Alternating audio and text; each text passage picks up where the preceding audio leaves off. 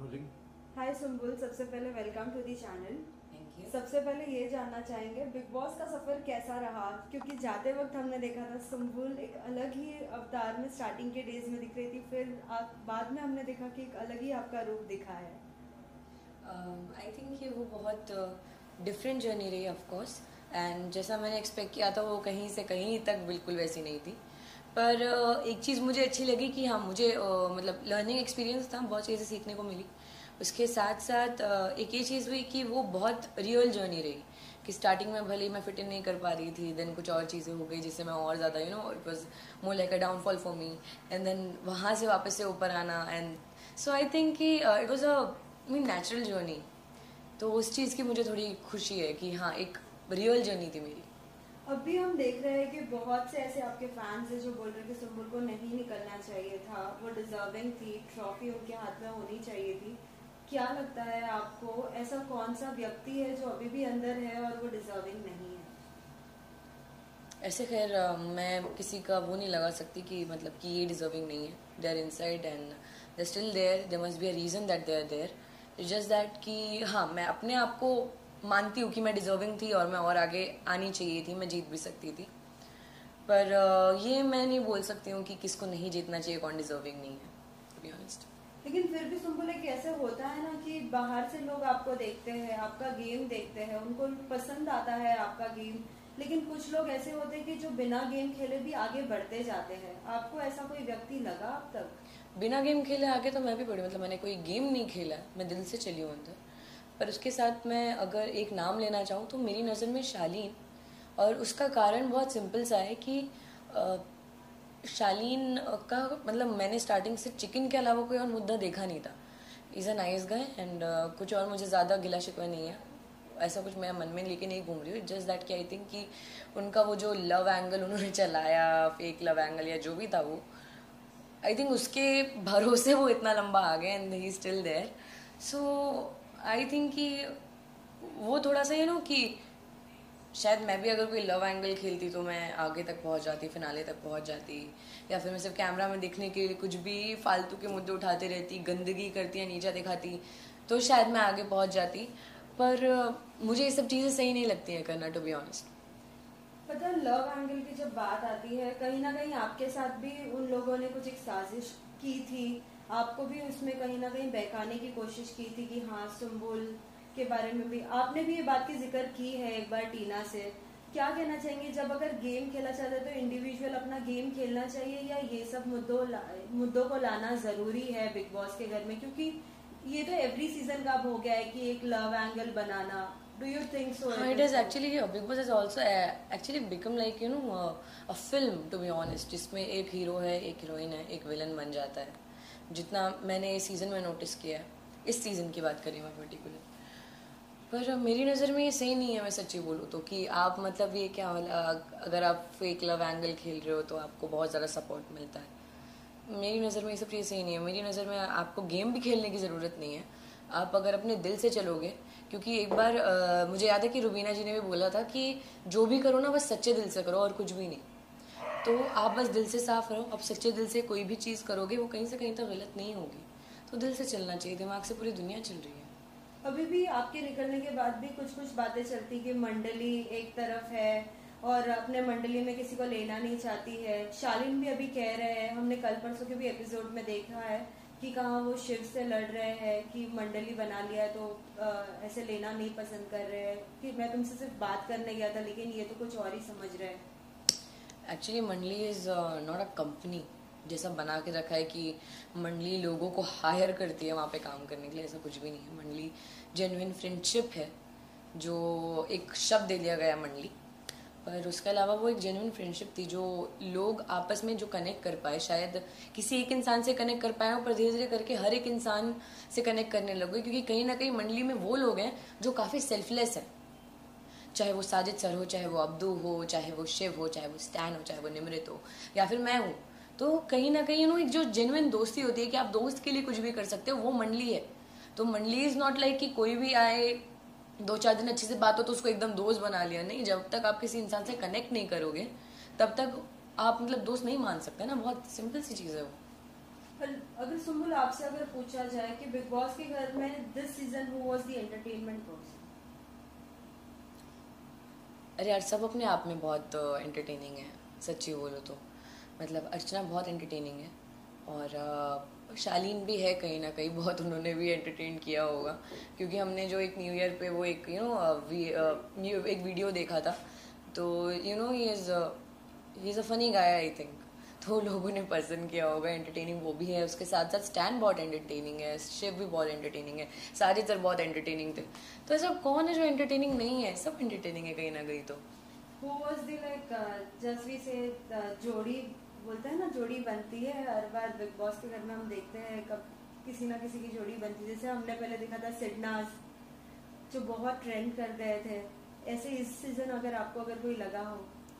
I think stand और शिव सबसे माशाल्लाह सबसे प्यारी जोड़ी रही है वो।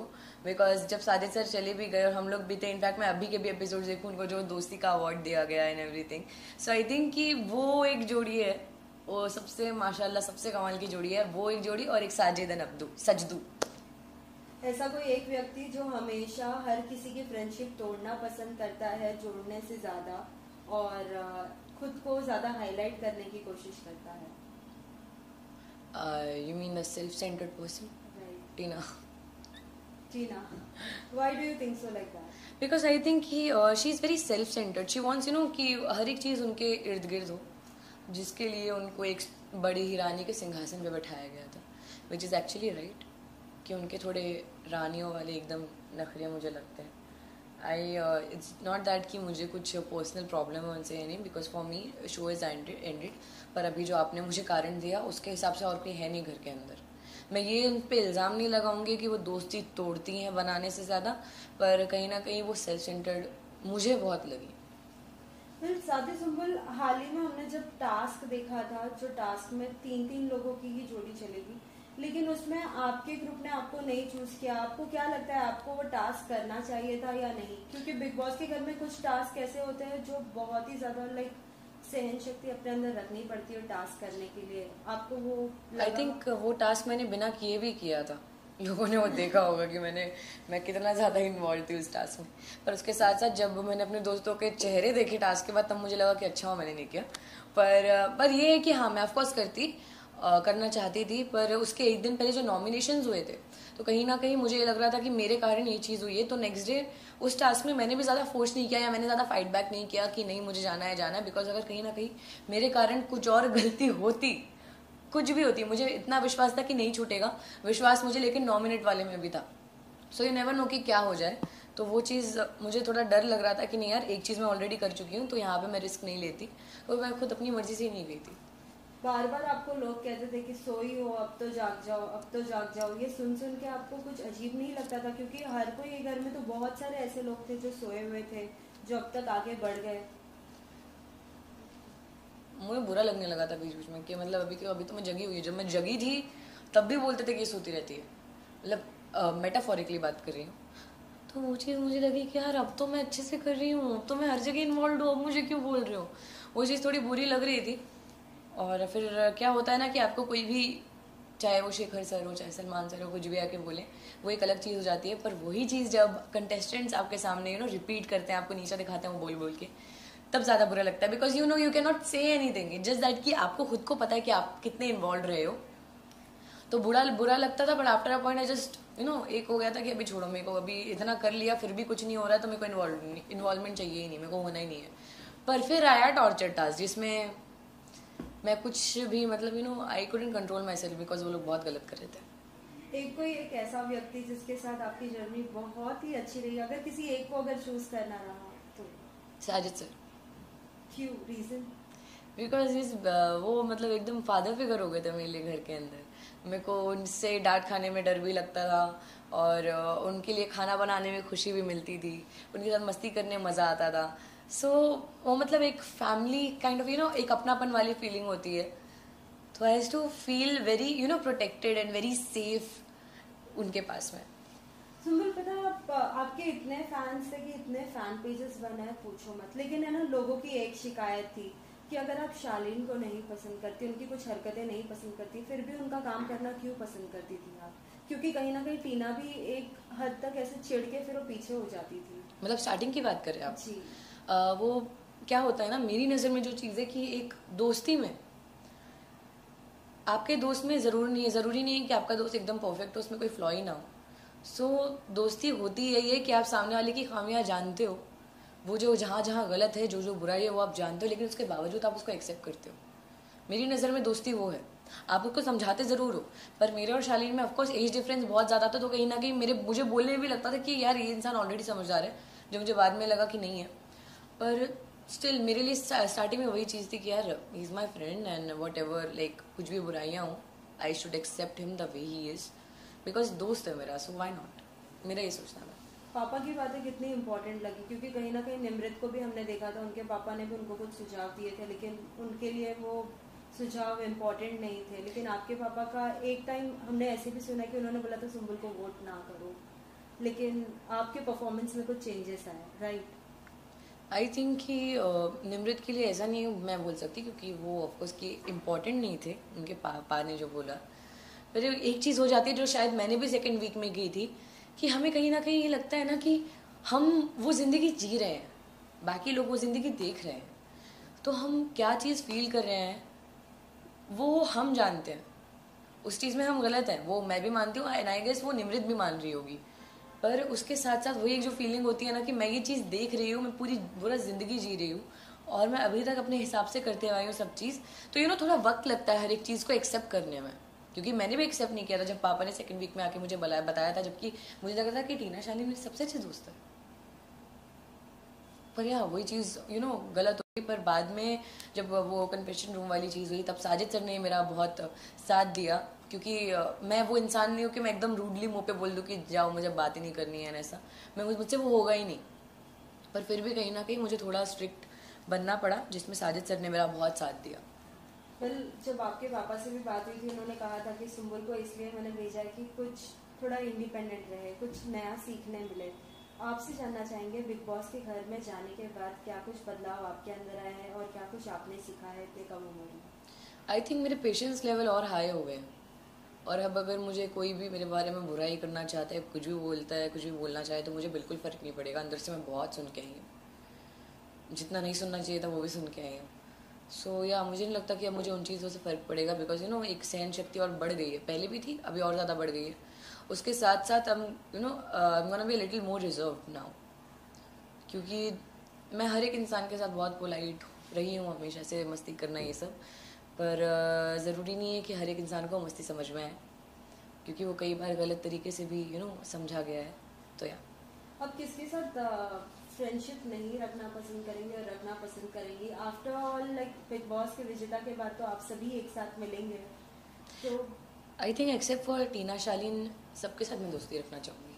अगर वो सामने से दोस्ती का हाथ बढ़ाते हैं तो आप पसंद करेंगे? नहीं, मुझे नहीं लगता वो लोग बढ़ाएंगे, पर अगर बढ़ाए तो भी नहीं, सॉरी। सुम्बुल, एक और चीज जानना चाहेंगे, क्या लगता है बिग बॉस की ट्रॉफी किसे जीतना चाहिए? कौन डिजर्विंग है जो स्टार्टिंग टू लास्ट तक जिसकी मेहनत पूरी तरीके से रही है? अगर मैं मेहनत की बात करूँ तो फिर शिव, और मतलब दोनों ही मेरे दोस्त हैं, शिव स्टैन। मैं तो बोलती दोनों को जिता दो, पर दोनों ही इतने माशाल्लाह प्यारे हैं और दोनों इतने डिफरेंट है एक दूसरे से भी। सो मेरे हिसाब से डिजर्विंग डिफरेंट लोग हैं, जिन्होंने हर एक सिचुएशन को बहुत डिफरेंटली हैंडल किया है। प्रियंका ऑफकोर्स बहुत स्ट्रॉन्ग प्लेयर है, पर उसके साथ साथ उनका एक ही तरीका है, वो झगड़ा करने वाला। पर शिव का वो तरीका नहीं है, ना ही वो स्टैन का तरीका है। स्टैन अपनी बात बोल के निकल जाता है, उसको नहीं फर्क पड़ता सामने वाला क्या सोच रहा है। सो आई थिंक स्टैन और शिव बहुत डिफरेंट है, तो मेरी नज़र में तो शिव या स्टैन को ही होना चाहिए ना। अगर आँख खोलना अगर रहा किसी का, जितने भी अभी कंटेस्टेंट है घर में, अगर किसी एक को अगर कुछ सुझाव देना हो कि अगर आपके साथ ये गलत हो रहा है, आप प्लीज़ हट जाइए ये चीज़ करने से, तो किसे आप सुझाव देना चाहेंगे? मैं किसी को सुझाव नहीं देना चाहूँगी, कि मुझे मालूम है कोई मानेगा भी नहीं, वो घर ही ऐसा है। इसको किसी को कोई जो भी बोलो, कोई मानने को कभी जीवन में नहीं मानेगा। आपने बहुत सपोर्ट किया है, जैसे कि अब तो मैं आपको क्या ही बोलूं, ऐसा लग रहा था कि आपके दोनों भाई है शिव और स्टैन, उन दोनों के लिए आपने इतना टास्क में बोला है, भले वो बाल्टी टूट गई थी, चाहे वो फिशेस वेस्ट हुए थे। वो मैंने बोला हमेशा, इट जस्ट दैट ना कि अगर मैं किसी को सुझाव दूँ, ऑफकोर्स मैं अपने दोस्तों को सुझाव नहीं दूंगी, मेरे हिसाब से वो एकदम बढ़िया चल रहे हैं, पर बाकी जो लोग हैं उनमें से किसी को दूंगी तो उनको फर्क भी नहीं पड़ेगा। जो घर के अंदर मेरे साथ हो चुका है। बहुत सुझाव देने की कोशिश की, कोई नहीं सुनता, कोई मतलब नहीं है एनर्जी वेस्ट करने का, बता रही हूँ मैं। पर एक बहुत छोटी सी चीज़ है बट कि आई थिंक अर्चना अगर कुछ बहुत गुस्से में कुछ ज़्यादा ही बह जाती है, नहीं तो है वो माशाल्लाह बहुत प्यारी लड़की है एंड बहुत एंटरटेनिंग है। अगर वो इतना ज़्यादा गुस्से में बह ना जाए, थोड़ा सा कंट्रोल में रहे, तो उससे ज़्यादा प्यारा कोई नहीं है। साथ ही बिग बॉस के घर में क्या कुछ नहीं मिला था आपको, as in like food dishes and all? बाहर आने के बाद क्या कुछ पसंद करेंगे आप? मैं अभी रोज़ क्या क्या खा रही हूँ। मैंने KFC खा लिया आते ही साथ, then next day McDonald's, cold coffee, और कल मैंने चाइनीज़ खाया है एंड मोमोज़ खाए कल मैंने। और मैंने क्या खाया था, हाँ मैंने मटन खाया कल, और अभी मैं व्हाइट सॉस पास्ता खाऊंगी, और इसके बाद मैं बाहर निकलते ही साथ ये सब खत्म हो जाएगा जब पानी पूरी खाऊंगी। आपकी सिस्टर से भी हमने बात की थी, उन्होंने बोला था कि लाइक सिस्टर आप लोगों में बोलते हैं, अपी बोलते हैं। बोला था कि हमने तो कभी देखा नहीं था दी को ऐसे रोटी बनाते हुए एंड ऑल, अब तो देख रहे तो अब तो एकदम ही बदल गई है। क्या कुछ आपकी सिस्टर ने आपको कहा? आई थिंक कि वो मतलब उनको भी बिलीव नहीं हुआ पापा और सानिया को कि मैंने इतना अच्छा खाना बनाना कहाँ से सीखा, क्योंकि मैं खाना थोड़ा बहुत बनाती थी घर पे ही, बट कि मतलब शूट करते हैं जब, तो शूट करने के टाइम पे इतना वक्त नहीं मिल पाता है, तो मैंने कभी ज़्यादा खाना बनाया नहीं। पर हाँ रोटी गोल बनानी आती थी मुझे। उसके साथ साथ काफ़ी चीज़ें मैंने घर के अंदर एक्सपेरिमेंट की जो सही निकल गई, चाहे वो चिकन पुलाव हो, चाहे वो मटन पुलाव हो, चाहे मैंने मटन एक बार बनाया था वो हो, या फिर मैंने पोहा तक एक्सपेरिमेंट किया था घर के अंदर, जो सबसे वो ऐसा हो गया था कि सुमन सबसे अच्छा पोहा बनाती है घर के अंदर। तो एक्सपेरिमेंट्स के चक्कर में मैं एकदम बहुत बढ़िया हो गया मेरे साथ, तो मैं तो बड़ी खुशी हो गई थी, मुझे बोला मज़ा। बिग बॉस के घर के बाद बहुत से लोगों को प्रोजेक्ट्स मिले हैं। अभी हाल ही में हमने देखा है कि अंकित शो में हाँ अंकित है, गौतम है। आप अगर पसंद करती है तो किस तरीके का शो पसंद करेंगी और करना चाहेंगी? मैं फ़िलहाल मैं चाहूँगी कि मैं वेब शोज़ पे या मैं फिल्म पे ज़्यादा फोकस करूँ फ़िलहाल के लिए। नहीं तो अगर मुझे एक अच्छी स्टोरी के साथ एक अच्छा बड़ा शो ऑफर होता है टीवी के लिए भी, then why not. It's just that कि मैं थोड़ा कुछ डिफरेंट करना चाहूँगी। एक इमली के कैरेक्टर से ऑफकोर्स बहुत अलग, और मेरी पर्सनालिटी से बहुत अलग, जैसा लोगों ने बिग बॉस में मुझे देखा है, क्योंकि उन्होंने उसमें भी फ़र्क देखा है कि मैं इमली में कैसी थी और मैं बिग बॉस में कैसी थी, उनमें भी बहुत बड़ा फ़र्क है। तो उसके भी अलावा मैं कुछ और एक मैं खुद को चैलेंज करना चाहूँगी, एक चैलेंजिंग रोल चाहिए मुझे, तो मैं वैसा कुछ चाह रही हूँ। क्या बिग बॉस के घर के बाद कुछ फैंस से मिली है अब तक? हाँ मतलब अभी गई थी मैं ज़रा सा मतलब मॉल एक, तो थोड़े ऐसे अभी ऐसा हो गया है कि सब लोग ही पहचान ले रहे हैं। कैसे रिएक्शन थे? मतलब सब बहुत ऐसे खुश हो गए थे देख के, सब बता रहे थे कि जिस दिन मैं निकली थी एपिसोड्स देख के, उनके सबके घर वाले रो रहे थे कि मैं चली गई बाहर, कि उन सब ने बोला कि मैं बहुत डिग्निफाइड वे में रही हूँ घर के अंदर। मुझे ऐसे दिल को खुशी हुई देख के, पर वही है कि अभी सब पहचाने जा रहे हैं, मुझे समझ नहीं आ रहा मैं कहाँ जाऊँ, मैं अकेले कहीं नहीं घूम सकती, और थोड़ा सा खुशी हो रही है, मतलब वाह। सुम्बुल एक आखिरी सवाल, हम हमेशा देखते थे कि कोई अगर किसी के फैमिली के बारे में अगर कुछ बोलता था तो हर कोई स्टैंड लेता था और हर कोई बोलता था कि आप नहीं बोल सकते ऐसे। शालीन ने भी अपनी एक्स वाइफ के लिए भी स्टैंड लिया था, लेकिन जब जब अंकल की नकल निकाली जाती थी तो आपने क्या कभी कुछ किसी को बोला है? कि जब कोई भी किसी की फैमिली तक जाता है, जैसे कि टीना गई थी मेरे डैड तक और अर्चना गई थी, तब लोगों ने मेरा रिएक्शन देखा है। एक झगड़े में किसी की आप इज्जत उतारने लग जाते हो, उससे वो इज्जत उतारते उतारते जब आप उसकी फैमिली पे जाते हो वो एक अलग चीज़ है। पर जो पापा की एक्टिंग करना, जबकि वो मेरे पापा की एक्टिंग है भी नहीं, बिल्कुल वैसे बात नहीं करते, पापा पूरी दुनिया जानती होगी, पर उसके साथ साथ वही चीज़ है कि वो एक फन स्पिरिट में होता था। मैंने जब फारा मैम आई भी थी, मैंने फारा मैम को पूछा भी था कि अगर पापा को बुरा लग रहा है, बिकॉज मैंने पहले एक बार स्टैंड को बोला था, तो फारा मैम ने बोला कि नहीं पापा इज़ ओके, तो एज लॉन्ग एज पापा इज़ ओके, पापा is taking all of this fun sportingly, तब तक मुझे कोई प्रॉब्लम नहीं है। और जिस दिन मैं घर के बाहर आई हूँ, उस दिन मैंने एपिसोड में देखा था कि स्टैंड बोल रहा था कि उसको बुरा लगता है कि जितने बार उसको बोला जाता है कि पापा की एक्टिंग करो। सो या मतलब वो एक सबूत है सब लोगों के लिए कि जिसको बोला जा रहा है करने के लिए, उसको भी थोड़ा वियर्ड लग रहा है कि यार क्यों करा रहे हो, पर as long as my father is taking it all of this in a sporting way, then why not, I am happy, he is happy, I am happy. Lastly Sumbul के अंदाज में क्या कुछ कहना चाहोगे उन सभी फैंस को जिन्होंने इतना सपोर्ट किया है सुम्बुल को? आई थिंक उनके लिए कुछ भी बोलना कम पड़ जाएगा, बिकॉज इतना ज़्यादा प्यार दिया है मुझे इतने वक्त तक, और रात दिन पूरी मेहनत करके मेरे पीछे लगे हुए थे, वोट्स एंड एवरीथिंग। सो मैं बहुत लकी हूँ, मुझे ऐसा लगता है कि मुझे इतना सारा प्यार मिला है, एंड फैंस नहीं बोल सकते, एक पूरा फैमिली बन गई है मेरी बार। सो आई फील वेरी ग्रेटफुल, बहुत अच्छा लगता है देख के। Thank you so much. Thank you.